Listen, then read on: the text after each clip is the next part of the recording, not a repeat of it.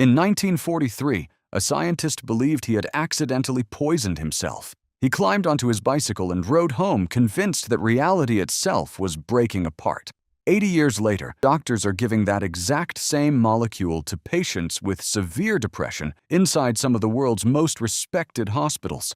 The strangest part is not that both of those stories are true. It's that they are about the exact same substance. So what happened in between? Picture the ride home first. The street in front of him will not hold still. The wallpaper of nearby houses seems to breathe. Colors bleed into sounds.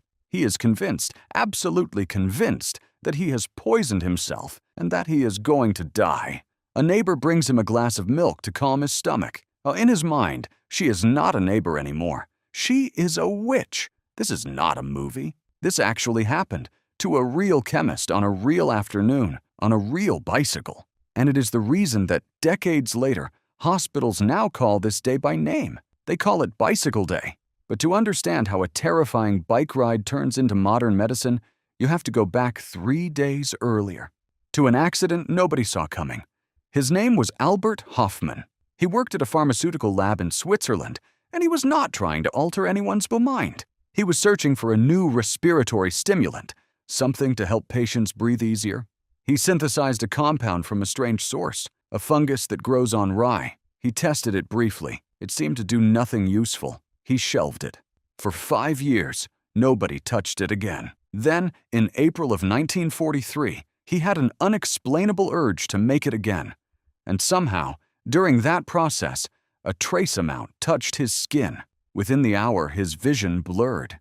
He felt restless, dizzy, strange. He described what he later called an uninterrupted stream of fantastic pictures behind his closed eyes. He had no idea what was happening to him. He had no idea he had just stumbled onto one of the most powerful substances ever discovered by accident. 3 days later, he made a decision that changed the story completely. He dosed himself again on purpose, believing he was taking an amount too small to feel anything. He was wrong. It was roughly 10 times what would later be considered a full dose. That is the ride you just witnessed. The witch, the melting walls, the certainty that he was dying. And yet, when the fear finally passed, something unexpected happened. He described a profound sense of well-being, colors more vivid than he had ever seen, a strange, overwhelming reconnection to the world around him. The nightmare had ended in something closer to wonder. Here is the question that should be sitting in your head right now. How does one tiny amount of anything do this to a human brain? Your brain runs on a security system. Constant streams of sound, light, memory, and sensation flood in every second, and most of it never reaches your conscious awareness. Something is filtering it, deciding what matters, keeping your sense of self stable and consistent. Scientists call this your default mode network, but forget that term for a second. Think of it as a guard standing at the door of your conscious mind, deciding who gets let in. This molecule convinces the guard to let everyone in at once. It does this by mimicking a chemical your brain already uses called serotonin, slipping into the same receptors, but holding on far more tightly. Suddenly the filter breaks down. Sounds might blend with colors. Time might stretch or fold in on itself. The boundary between you and everything around you can blur until it barely exists at all. Neuroscientist Robin Carhart Harris compares it to an old radio losing its tuning. Your brain normally locks onto one clear channel, ordinary waking consciousness. This molecule loosens that lock, and suddenly other frequencies come pouring through. For a brief window in history, doctors were fascinated, not frightened, by this. Through the 1950s, thousands of research papers explored whether it could treat alcoholism, ease the fear of dying in terminally ill patients, or break through depression that nothing else could touch. It was legal. It was celebrated. It looked, for a moment, like the future of psychiatry. Then the story takes its darkest turn. While psychiatrists were studying it in controlled settings, another organization had a very different question in mind. Could this molecule be turned into a weapon?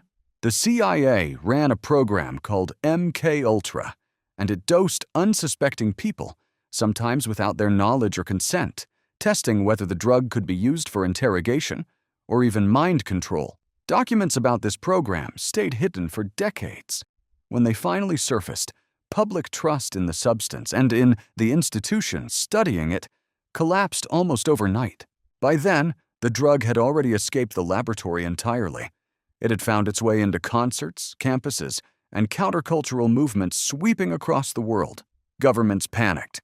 By 1968, it was illegal in the United States.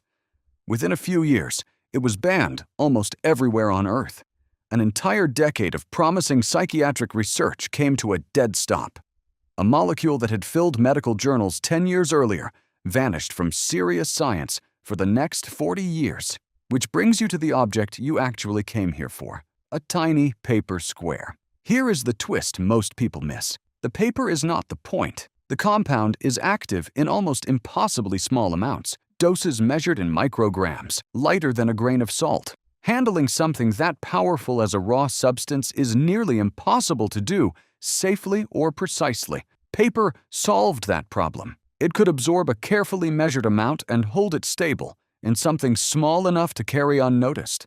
Over time, an entire underground art form grew around it. Intricate hand-drawn designs printed across each sheet before it was divided into individual squares. The paper was never the drug. It was simply the container built to control something almost too potent to hold. For 40 years, most scientists were told there was nothing left to learn here. Then something changed. At Johns Hopkins, researcher Roland Griffiths began giving structured, supervised doses to patients suffering from crushing depression and to people facing the end of their lives. In one study, a patient who had spent years unable to feel anything but numbness described a single guided session as more meaningful than the birth of his own children. Brain scans backed up what he felt. Regions of the brain that almost never communicate directly were suddenly firing together, forming entirely new connections, as if old, worn pathways of depressive thinking had briefly been bypassed. None of this means it is simple or safe or right for everyone. Setting, guidance, and mental state all shape what happens. And this substance's history includes real harm alongside real promise. But somewhere between a terrifying bicycle ride and a hospital research wing, the story quietly reversed itself. For 40 years, scientists were told this molecule had nothing left to teach them. Today, some of the best laboratories on Earth are trying to prove exactly the opposite.